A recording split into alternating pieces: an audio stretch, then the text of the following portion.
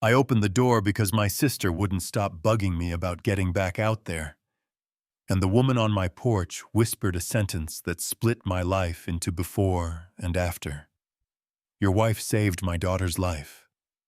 Tell me, if it were you, what would you have done with that kind of truth sitting on your welcome mat? My name is Mark Thompson, and this is the part of my story I never thought I'd tell on camera, not like this, not with my whole chest. I'm a dad first, a CEO second, a widower, whether I say it out loud or not.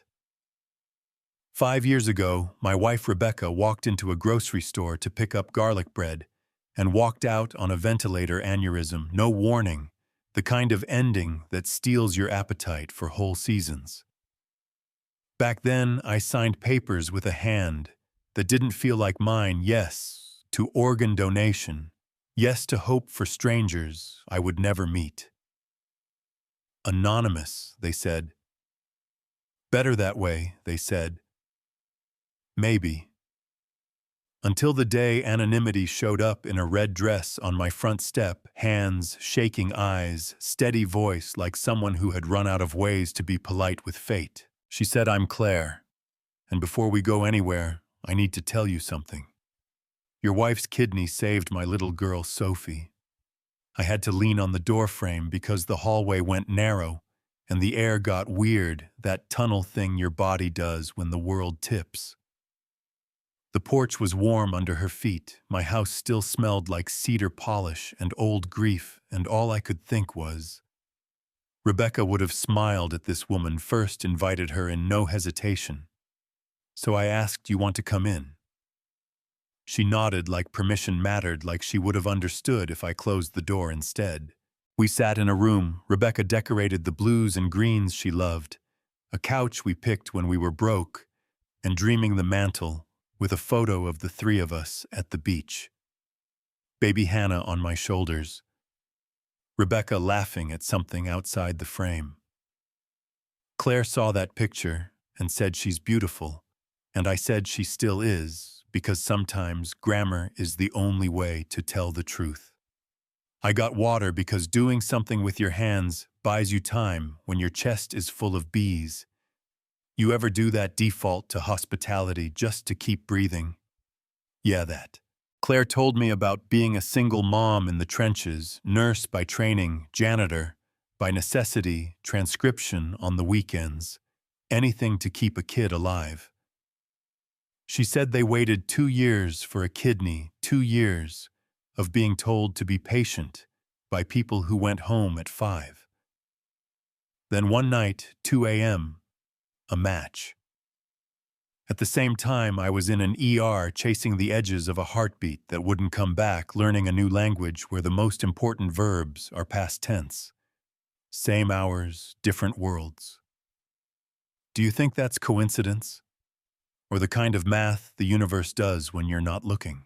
I thought about sending her away, I won't lie. Keep the compartments clean. Keep Rebecca in the rooms where she belongs. Don't blend memories with strangers because who knows what shape they'll take. But Claire didn't come to perform. She came to say thank you in a way that didn't demand a response. I told her Rebecca checked that donor box long before we had Hannah, long before fear had a say. She wanted to keep helping children even if her body didn't have her in it anymore. That's who she was. Claire listened like that sentence mattered. Sometimes a single sentence can hold you up. Pattern interrupt. My daughter came down the stairs like a thunderstorm in a ponytail. Hannah stopped at the last step, clocked the red dress, the glasses on the coffee table. My hands, Claire's posture, all of it. Oh, sorry, I didn't know we had company. I said, "This is Claire." Claire said, "Hi. Hannah, nice to meet you." The kind of voice that understands kids smell fake the way dogs smell fear. "Are you his girlfriend?" Hannah asked, and I forgot how to swallow. Claire laughed softly, not the "don't make me say this" laugh, the real one. Not a girlfriend, we just met. We're friends. That word sat between us like a little bridge we might build or burn. "Jennifer," My sister showed up an hour later with grocery bags and the energy of a person who refuses to let grief be the loudest person in the room. I brought dinner because I know you two would be too nervous to eat. She unpacked garlic and tomatoes and the pasta that makes your house smell like a childhood you wish you still had. She teased me until my shoulders dropped. She asked Claire the kind of nosy questions only a woman who has your best interests at heart can ask and get away with. If you've got a sibling like that, call them after this video. If you are that sibling, keep going. You're saving someone's life whether they admit it or not. Over dinner, the air softened. Hannah asked if Claire's daughter liked soccer. Claire said yes, Sophie loves it. And something bright moved across my kid's face because suddenly this wasn't a sad grown-up story. This was about cleats and goals and who gets the last orange slice. Jennifer watched Hannah study Claire and gave me a look that meant, see, not everything breaks when you touch it. You know what I mean. The next afternoon we met at the park. Hannah was in her blue jersey hair, high, stubborn set to medium. Claire's car pulled up with a bumper that had seen better days, tires that told a story about money stretched to the edges. Sophie climbed out carefully, like she was still learning her limits had moved. She said hi, like maybe the word would get taken back if she said it too loud. Hannah held up a ball and said, "Want to play?" And that was that, the world reordered by a question only kids can ask without overthinking it. I did something then I wasn't sure would land. I told Claire I wanted to set up a medical fund for Sophie. Not charity, not leverage, not a string to tie us together in case things didn't work. A promise to Rebecca that her first yes would keep echoing. Claire shook her head. At first, then said yes with a condition that made me respect her even more. Let me contribute. Not money maybe, but work order my two hands. If you've ever been offered help and your throat formed a no before your brain caught up, ask yourself, am I protecting dignity or am I trying to control a story that already jumped the fence? I've been both people. That day I chose yes. Claire came on as a house manager. My house had been running like a company where the CEO sleeps under his desk. Schedules started to make sense. Groceries magically existed. I ate at a table with my daughter and learned what her teacher loves and hates and what the girls sing at recess. The number of missed dentist appointments went from 2 to 0. You think that's small. It's not. It's how families are built back up from rubble, one dinner at a time. Then I got the text that triggered a tightness I still carry. Rebecca's parents wanted to stop by. Now listen, James and Patricia are good people who lost the only person who ever made perfect sense to them. Grief turned them into museum curators, at first guarding Rebecca like an exhibit that couldn't be touched. The last time they came, they saw the bedroom had a new coat of paint and didn't speak to me for 3 months. I told Claire we'd keep us quiet while they were here. She said we shouldn't hide. I said I didn't want a war. She said avoiding war sometimes causes the longest wars. We decided to tell them the truth about Sophie immediately. If you're ever on the fence about timing, here's my 2 cents. Tell the truth while your hands are still warm. Saturday morning, they walked in like they were bracing for impact. Patricia's eyes scanned for evidence that I'd moved something Rebecca picked. James stood just behind her in a posture I recognized from mirrors. I introduced Claire as my house manager and the woman I was seeing, and the temperature dropped 10 degrees. Patricia's mouth went thin. And then Sophie did something brave people do without announcing it. She stepped forward and said, "Ms. Wilson, I wanted to thank you. Your daughter saved my life." Silence made a kind of noise. Patricia sat down without looking behind her hand over her mouth, mascara in danger, and James put his hands on her shoulders like he needed to hold 2 things at once. Part of our daughter is alive in you, Patricia said finally. Yes, ma'am, Sophie told her, and I try to make her proud. Do you think that's fair to ask of a child to carry pride for a stranger's gift? Or is that exactly how gratitude grows right? Permission arrived that day in small phrases. Not a speech, not a blessing with trumpets, just a softening. Patricia took Claire's hand and said, I see how you look at him, and I know what my daughter would want for Hannah. James and I drank iced tea at my kitchen table while Hannah explained her math homework, and somehow, without any of us saying it, we decided to love each other the way Rebecca would have told us to if she could have. We went to the lake house a week later because I needed air that wasn't processed by an HVAC system. The water was glassy, the sky had those slow clouds that look like they're trying to teach you how to breathe, and Claire dipped her feet off the dock and told me I needed to work less. She was right. I kissed her there gently, like asking a question I already knew the answer to, and for a second, the grief that lived in my ribs stepped aside to let something lighter through. Then the girls knocked over a lamp inside the house and blamed it on a dance, and we laughed like people who remember joy by muscle memory. Yeah, that happened. I wish I could tell you the story stayed soft after that. Life doesn't do soft all the way through. Here's your twist. Todd showed up at my door. Yeah.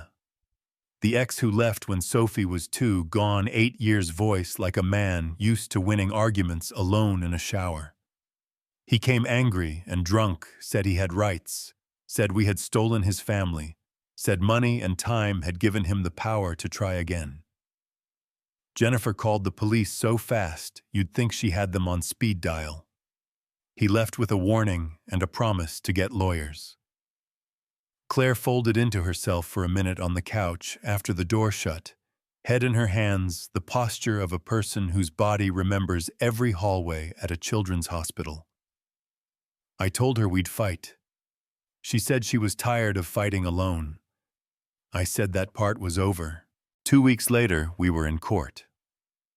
I brought an attorney who could make a spreadsheet cry and a binder full of dates, calls, non-calls, payments, non-payments, medical records, school attendance, the kind of evidence you never want to collect but sometimes have to.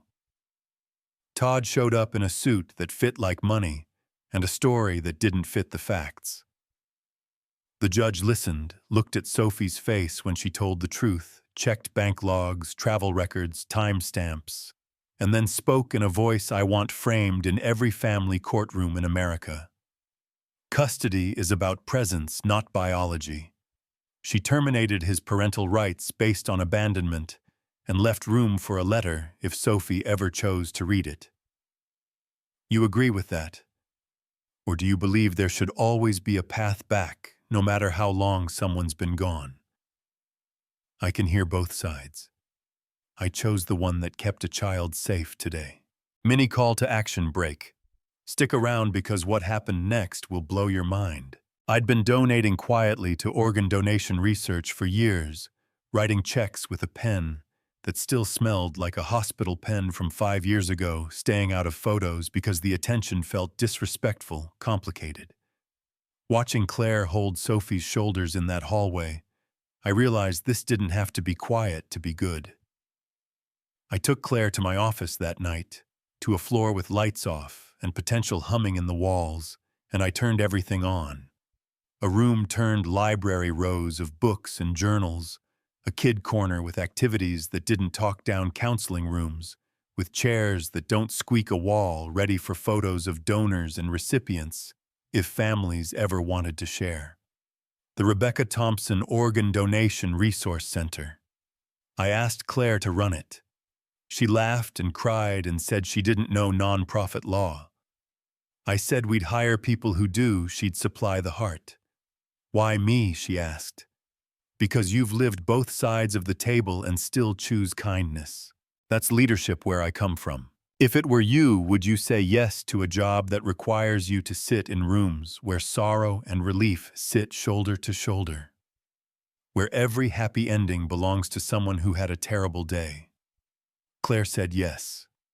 She always says yes to the hard thing if it means someone else gets a little more air. 3 months in, we hit the scare. I think every transplant family keeps in the back of their throat. Sophie said she was dizzy breath getting thin color off. We drove to the hospital with the calm that's really panic in a nice shirt. Dr. Martinez took one look and started a set of tests that made time stretch. I don't have words for the feeling you get when you stare at a door, waiting for a white coat. She came back with a smile that landed like a life raft. The kidney is fine. No rejection. Sophie was dangerously dehydrated, her electrolytes low, the result not just of a hot week, but of something harder to see. A kid who had spent years being the sick girl trying to control the only thing she thought she could: food and movement. Our girl had been skipping meals, working out too much, drinking water like a shield. It wasn't vanity, it was identity. If you've never had to explain to a child that being strong sometimes means eating the snack, it's a strange kind of heartbreak. We got a therapist, a nutritionist, a plan. I went to her class to explain transplants in words 5th graders can hold in their hands, and a boy asked if she could still do the climbing wall. She said, "Want to race me?" and they did. She won. The label fragile didn't stand a chance that day. Later that month, at the girls' joint birthday party by the lake, Sophie fainted.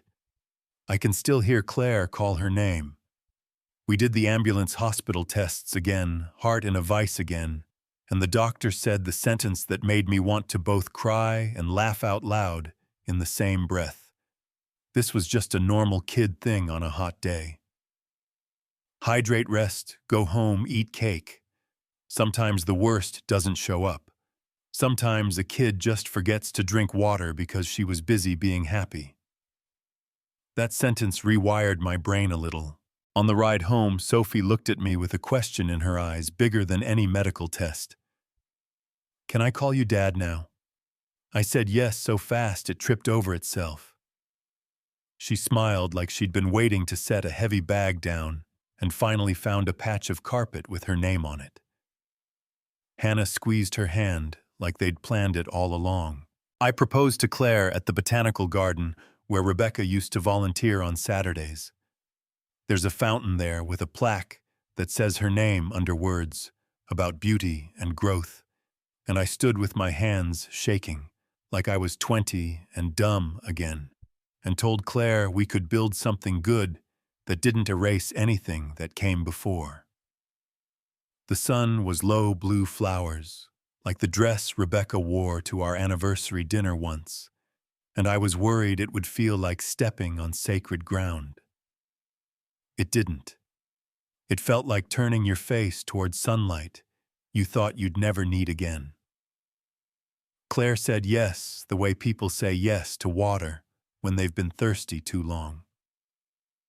We drove home and told the girls, and Hannah threw her arms around Claire and said, "Does this mean you're my stepmom now?" And Claire said, "Only if you want me to be." And Hannah said, "I want that." And somewhere in the house, something settled into place like a book finding the right shelf. The wedding was small. A garden chapel family. The friends who have seen your worst haircut and your worst decisions and still show up to move your couch. Patricia and James in the front row holding hands, like they were learning something new about the world and each other.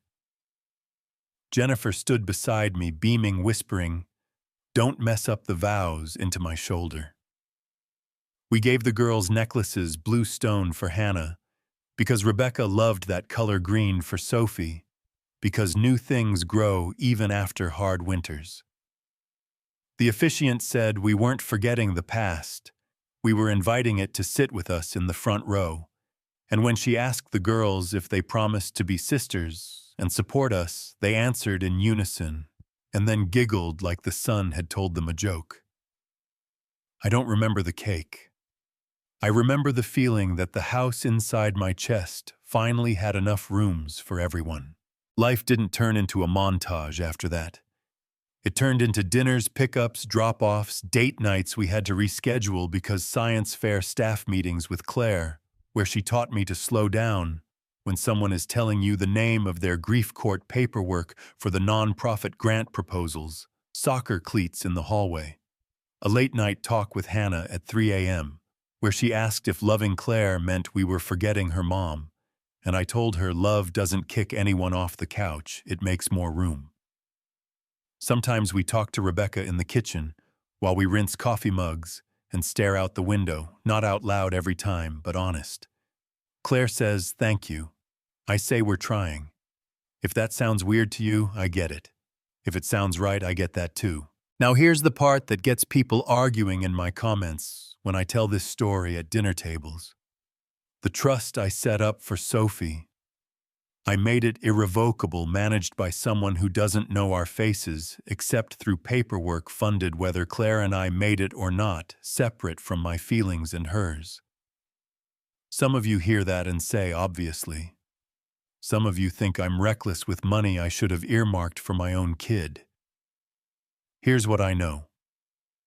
Rebecca gave the first gift without needing to know the recipient's middle name. My job was to keep that gift from being something we only talk about in past tense.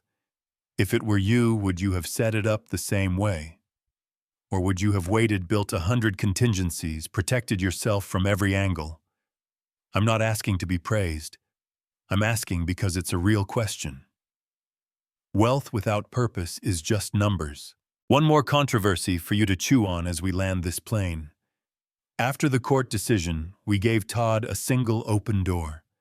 The chance to write a letter for Sophie to read when she's older if she chooses. Not visitation, not a say in anything, not a back door to our kitchen. Just a letter folded into an envelope we would keep in a box until the day she wanted to open it or throw it away. Some of you will call that too generous. Some of you will say it's not enough. We decided to avoid the kind of slam that makes a kid wonder for the rest of her life what was on the other side. Do you think that's fair? Or would you have chosen a cleaner cut? So here we are.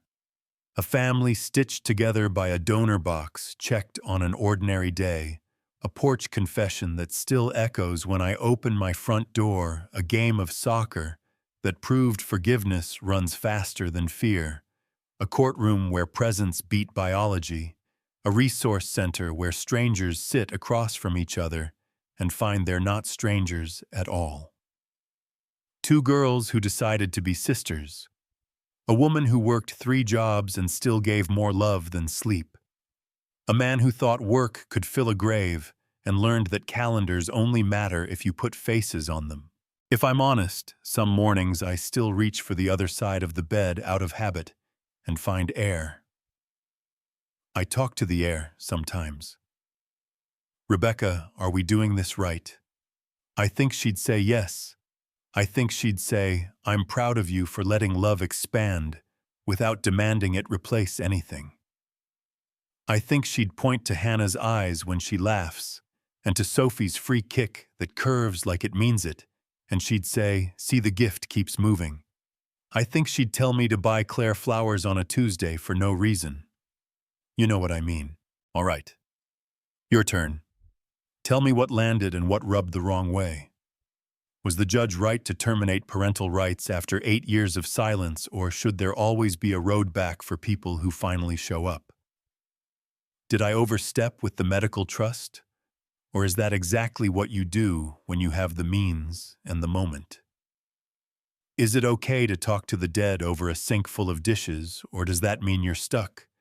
Be honest, be kind. If it were you, what would you have done? And if this story hits something you've been carrying, stick around. Subscribe, hit the bell, because the next chapter isn't a fairy tale either. It's real life with garlic and math homework, and a lobby full of families who teach me new definitions of brave every week. Drop your take in the comments, argue with me respectfully. Tell me your version if you've lived anything like this. Your words might be the 2 a.m. call someone's been waiting on.